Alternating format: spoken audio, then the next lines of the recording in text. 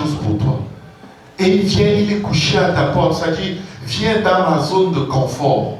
Je vais te proposer quelque chose. Quand tu vas faire, après tu seras bien. Il se couche. Et certainement, il est invité à venir se coucher. C'est-à-dire, viens faire ce qui est en moi avec moi. Viens tuer quelqu'un. Ne fais pas ce que Dieu te dit. Parce que tu sais quoi?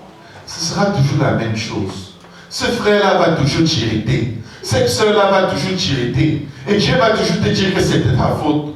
Donc, si tu veux que l'affaire soit réglée une fois pour toutes, enlève juste ce frère-là de l'église.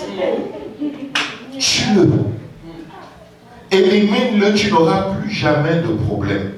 Et autre chose, Dieu prêche toujours des choses compliquées. Si tu le tues, tu sais ce qui va se passer. Dieu ne va plus jamais exiger le sang parce qu'il n'y aura personne pour le lui donner. Il va devoir t'accepter avec des fruits. Tu vois? Donc, la solution à long terme, c'est de le tuer. Parce que tant qu'il est là et qu'il offre le sang à Dieu, et comme tu n'as pas d'humilité, tu n'aimes pas demander les brebis de ton frère pour offrir à Dieu, et que tu es tellement fier de toi et de tes fruits que tu n'iras jamais demander un animal pour sacrifier, ben, tue-le, tu imposes à Dieu le sacrifice des fruits. Si Dieu ne veut pas, il laisse. En fait, Caïn essayait de prêcher la doctrine œcuménique à Dieu. Les fausses doctrines ont commencé depuis le commencement. Satan a commencé une fausse doctrine avec Adam et Ève. Ils ont encaissé la fausse doctrine, ils ont péché.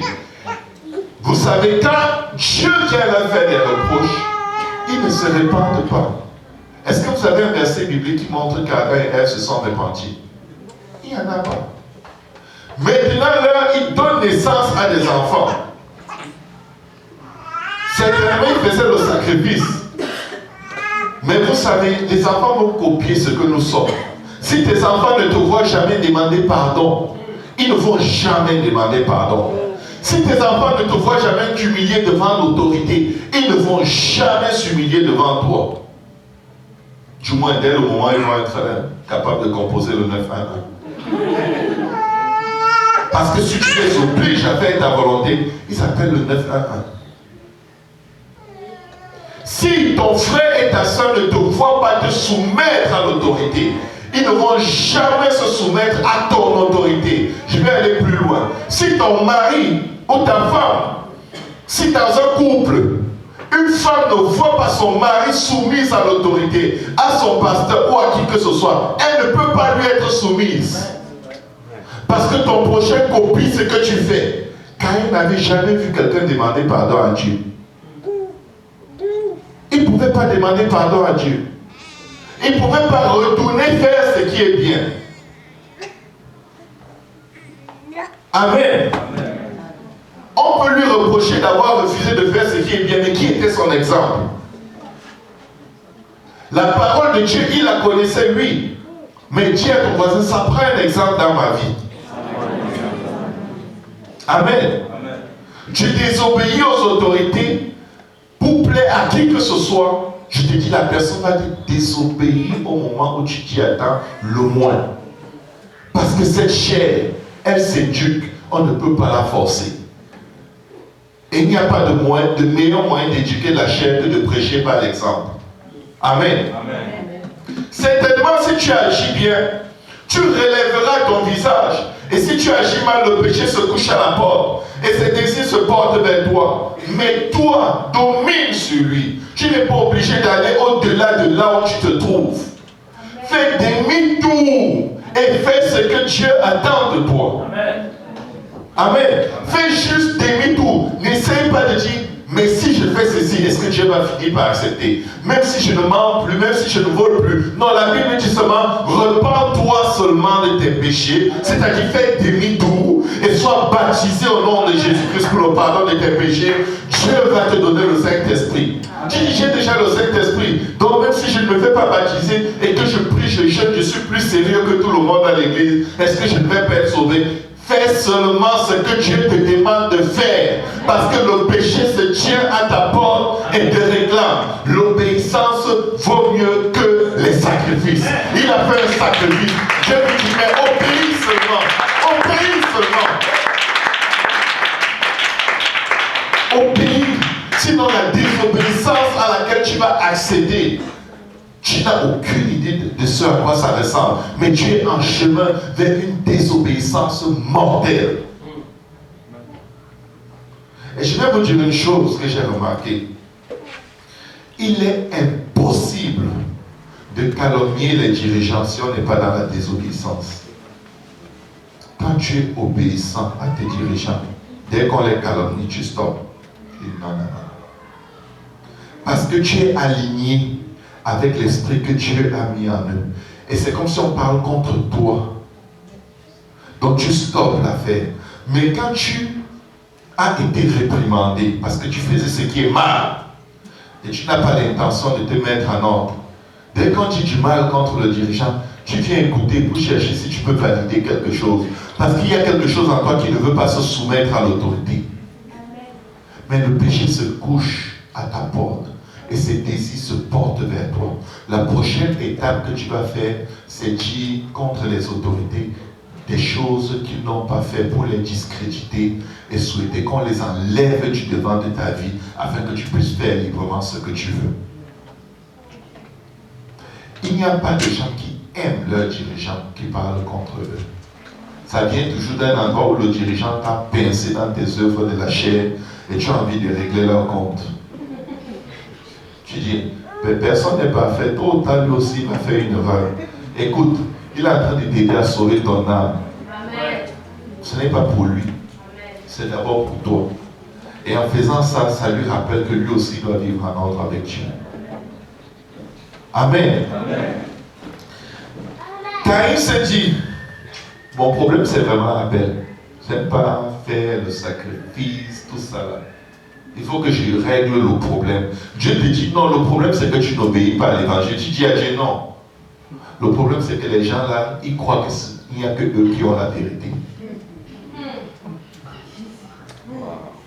Dieu te dit non, obéis seulement. Parce qu'en fait tu es dans tes péchés. Et il y a pire que ton péché là-bas dehors qui t'attend. Tu vas devenir fou. Ce que tu vas faire, tu n'as même pas l'idée que ça existe. Mais tu vas le faire. On n'avait jamais assassiné personne. Il ne savait pas. Il s'est trouvé, oh, j'ai créé quelque chose, le meurtre. Le premier assassin. Il a commis le premier. Il y a eu une innovation. Homicide. Moi, je ne veux pas d'innovation négative dans ma vie. Amen. Je refuse ça au nom de Jésus.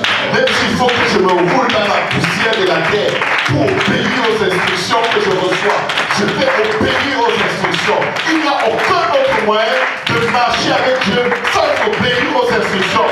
Les instructions sont incontournables. Si tu as reçu une instruction, obéis seulement à l'instruction. Tu n'as rien que tu puisses faire pour arranger ce que tu as désobéi, pour la mettre, pour l'aligner, pour sanctifier ta désobéissance. Il n'y a pas de désobéissance sanctifiée. Il n'y a pas de désobéissance purifiée. Il n'y a pas de désobéissance rachetée par le sang. Sans la repentance, il n'y a pas de pardon de péché.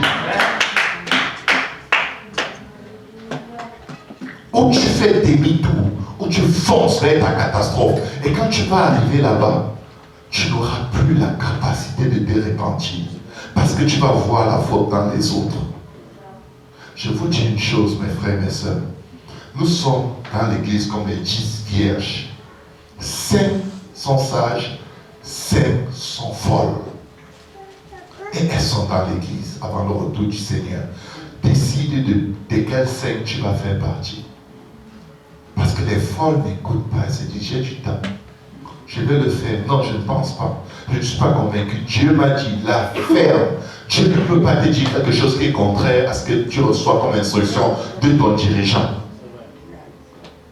Ne laisse pas ta pensée te faire croire que tu connais Dieu plus que l'autorité spirituelle. Tu as des expériences avec Dieu, mais Dieu te dit où tu connais Dieu quand tu obéis à Dieu.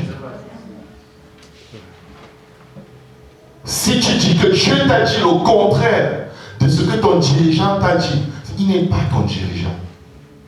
C'est que tu es au mauvais endroit. Parce que la Bible dit que les pasteurs veillent sur les âmes et ils rendront compte. Dieu ne peut pas te donner une instruction qui est différente à l'instruction que tu as reçue de ton pasteur. Parce que ça veut dire que Dieu est contre l'un d'entre vous deux.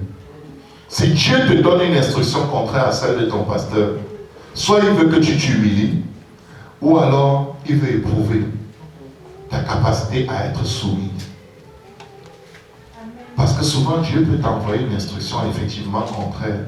Quand tu refuses la vérité pour être sauvé par elle, la Bible dit dans 2 Thessaloniciens que Dieu t'envoie un autre message, un esprit de mensonge, qui va te prêcher un mensonge et tu vas croire en ce mensonge comme venant de Dieu. Est-ce que ça vient de Dieu? Oui, ça vient de Dieu. Pourquoi? Pour que tu périsses. Parce que tu n'aimes pas la vérité. Amen. Amen. La Bible dit, cependant, Caïn adressa la parole à son frère. Au lieu de venir à Dieu, dit, Dieu, aide-moi à faire ta volonté. Dieu, aide-moi à me soumettre à toi. C'est Dieu qui leur avait donné cette instruction. Ce n'était pas son frère. Écoutez, si je vous lis quelque chose qui n'est pas dans la parole de Dieu, ne le faites pas. Mais si c'est écrit, courez vers Dieu et demandez de l'aide. Dis, Seigneur, je déteste même ce qu'il m'a prêché, mais je veux obéir. Parce que c'est ta parole, ce n'est pas sa parole. Amen. Amen. Tu peux ne pas m'aimer, mais fais ce que Dieu te demande. Parce que quand tu vas obéir, tu vas te rendre compte que tu m'aimes. Ton dirigeant ne doit pas être l'image de ce que tu détestes dans Dieu. Vous savez, quand vous êtes désobéissant, chaque fois que Dieu veut vous parler, devinez quelle est la voix que vous entendez dans la tête. La voix du dirigeant que vous détestez. Dès que tu entends la voix du dirigeant que tu détestes, sache que Dieu te parle. Amen. Tu veux savoir comment Dieu te parle? Parle à Samuel. Quand Dieu lui parlait, c'est la voix d'Élie qu'il entendait. Élie était disqualifié par Dieu, rejeté par Dieu. Dieu n'a pas choisi une deuxième fois pour lui parler. Parce qu'il était tellement soumis que quand il entendait cette voix, il savait j'obéis. Amen. Certainement, si tu agis bien, tu relèveras le visage. Et si tu agis mal, le péché se tient à ta porte. Tant et aussi longtemps que tu crois qu'il y a plusieurs façons d'être sauvé. Et que tu vas être sauvé même si tu n'obéis pas à l'évangile. Même si tu ne te répands pas de tes péchés. Même si tu ne te fais pas baptiser au nom de Jésus. Même si tu ne reçois pas le Saint-Esprit. Tu décides, je vais être sauvé.